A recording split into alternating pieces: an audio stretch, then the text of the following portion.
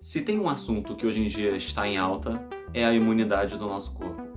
E realmente o sistema imune é espetacular. Então, por que não conhecer esses guerreiros que lutam todos os dias para a nossa sobrevivência?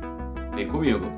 E antes de continuar, não se esquece de dar aquele like, de se inscrever no canal, ativar o sininho para que você não perca esses assuntos super maneiros dentro da ciência, porque aqui a ciência está sempre em alta.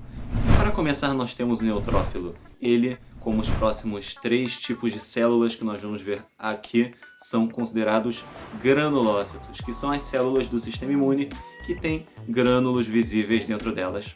Nada muito complexo. Todas as células do sistema imune derivam da medula óssea, só para vocês saberem, que é uma estrutura vermelha que fica dentro de alguns dos nossos ossos, como o fêmur. Se você ficar aqui até o final, tem uma surpresinha te esperando. O neutrófilo é a célula imune mais numerosa da nossa corrente sanguínea. É praticamente 60% de todas elas, mas pode oscilar de 40% para 80% mais ou menos. E, sem falar que como ela é tão numerosa, ela é encontrada em todas as demonstrações super graciosas do nosso sistema imune, como o pus. Ele é a principal linha de defesa no início de uma invasão ao nosso corpo. Ele pode atacar de 3 maneiras diferentes. Fagocitando um organismo, ele pode atacar por degranulação, ou seja, jogando aqueles grânulos que estão dentro dele, que é por isso que ele é chamado de granulócito, né?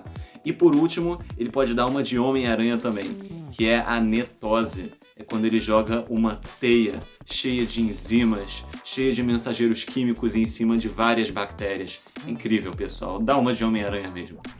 Os eosinófilos já são bem menos numerosos. Eles podem ser 1% ou até 3%, mais ou menos, das células brancas do nosso sangue. Durante as alergias e durante as verminoses, quando tem vermes no nosso corpo, os eosinófilos são as células mais mobilizadas do sistema imune. Eles podem lançar substâncias químicas que por si só já degradam esses organismos invasores. E, além do mais, existem várias outras infecções em que os eosinófilos também são relativamente comuns. No mesmo pacote, nós temos os basófilos e os mastócitos, e, para falar a verdade, eles são bem parecidos. Na verdade, eles fazem praticamente a mesma função. E juntos eles podem alcançar aproximadamente 0,5% das células do sangue. Tá vendo que a gente está diminuindo, né? Mas daqui a pouco a gente já aumenta de novo. E o que acontece é que o mais comum é eles serem estimulados por um tipo de anticorpo chamado IgE, que é o anticorpo típico das alergias. Por isso, eles liberam 2 substâncias, que é a heparina e a histamina. A heparina é uma substância anticoagulante, ela simplesmente faz com que o sangue fique mais fluido. A histamina gera uma série de reações nesse contexto de alergia, como a dilatação de vasos sanguíneos, como o aumento da temperatura, o estímulo de várias células imunes. A histamina realmente faz toda a diferença. E aí nós vamos escapar agora dos granulócitos e vamos para os agranulócitos, que são, bom, todos os outros. Os monócitos são células relativamente comuns em relação à maioria do que veio até agora. Eles podem ser de 2 a 10% das células de defesa do nosso sangue. E eles podem fazer um processo muito maneiro. Eles podem grudar na parede do vaso sanguíneo e fazer uma coisa chamada rolling, onde eles procuram um receptor e quando eles são ativados, eles saem do vaso sanguíneo. É um processo chamado de apedese, em que eles saem de lá e começam a andar pelos tecidos do corpo. Não sei se vocês sabiam dessa, mas as células do nosso sangue podem sim nos defender fora dos vasos sanguíneos. Isso é incrível. Os monócitos, quando escapam da corrente sanguínea, ganham nomes variados, diferentes, mas o principal é macrófago. E existem vários nomes diferentes. Ele pode se chamar célula de Langerhans, quando ele está na nossa pele. Ele pode se chamar de célula de Kupffer, quando ele está no nosso fígado, ou até de micróglia, quando ele está no nosso cérebro. A gente tem macrófagos no nosso cérebro. Sem falar que eles podem ter várias funções além de uma célula imune. Por exemplo, no baço, essas células, os macrófagos, podem também matar as hemácias velhas, que são as células vermelhas do sangue quando elas já passaram da data de validade. E quando ele ganha o nome de osteoclasto, é porque o macrófago está nos nossos ossos e lá ele retira o excesso de cálcio e de hidroxiapatita, é só o material que compõe os ossos, de lá. E agora, pessoal, nós entramos nos linfócitos, que são células bem diferentes das outras que a gente viu até aqui, porque essas comandam uma resposta bem específica contra bactérias ou vírus. Eles podem alcançar até 30% de todas as células imunes dentro do sangue. E aqui nós temos os linfócitos B, e eles comandam uma resposta chamada humoral. Vocês já vão entender isso daqui a pouco. E dentro de uma infecção, ele fica ativado e é transformado em um plasmócito, e nesse momento ele começa a liberar vários e vários anticorpos, e são bem específicos. Isso é uma resposta humoral, é a resposta diferente da celular, que é quando uma célula vai e ataca uma bactéria, como por exemplo um neutrófilo.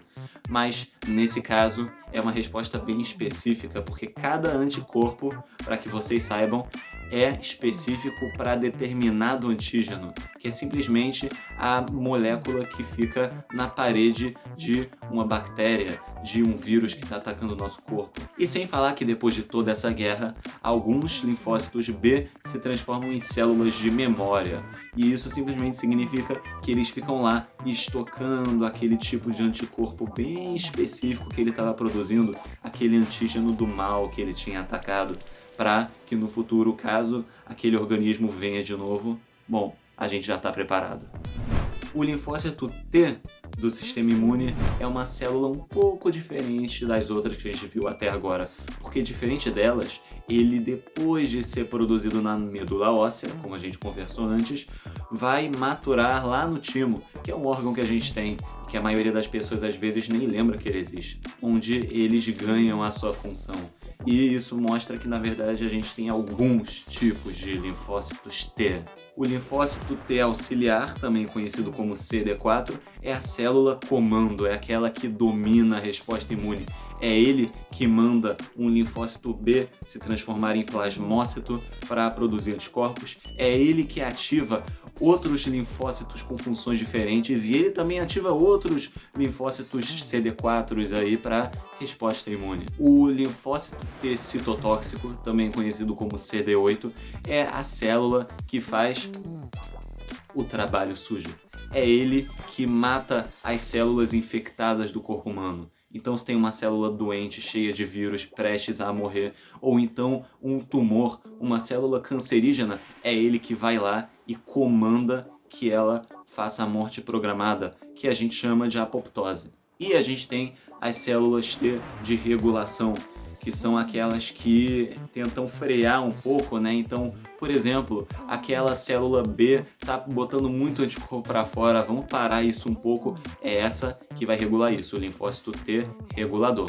E sem falar também no linfócito T de memória, que tem a mesma função do linfócito B de memória, que é lembrar de um micro-organismo para atacar ele numa próxima vez. E para você que se esforçou, que deu aquele trabalho duro de ver até o final, você que quer aprender sobre as células do sistema imune, agora tem a sua recompensa, que é o nosso extra. Aqui nós temos uma outra célula do sistema imune que é bem interessante. E essa é a célula NK, que é Natural Killer, matador natural. Olha o nome dessa célula. E realmente é uma célula terrível, que pode matar qualquer outra célula que esteja contaminada, que esteja infectada, cancerígena. Parece o linfócito TCD8, né? Mas é um pouco diferente. Quando ela se aproxima de um tumor, por exemplo, ela vai e sem permissão já elimina aquilo. Enquanto que a célula CD8 precisa de uma permissão da própria célula tumoral, um mensageiro químico, alguma coisa para que ela possa realmente atacar. Enquanto que a Natural Killer vai direto para o ataque. Então dá para perceber que as células que defendem o nosso corpo são bem diversificadas. E a verdade é que a porcentagem é mais ou menos essa que vocês estão vendo aí. Os neutrófilos são a esmagadora maioria, mas nós temos também alguns monócitos, nós temos também uma quantidade alta de linfócitos e o nosso corpo dessa maneira fica muito bem guardado. E eu espero que vocês tenham gostado do vídeo. Não esqueçam de conferir aqui alguns temas interessantes para vocês darem uma olhada e eu encontro vocês lá. Fui!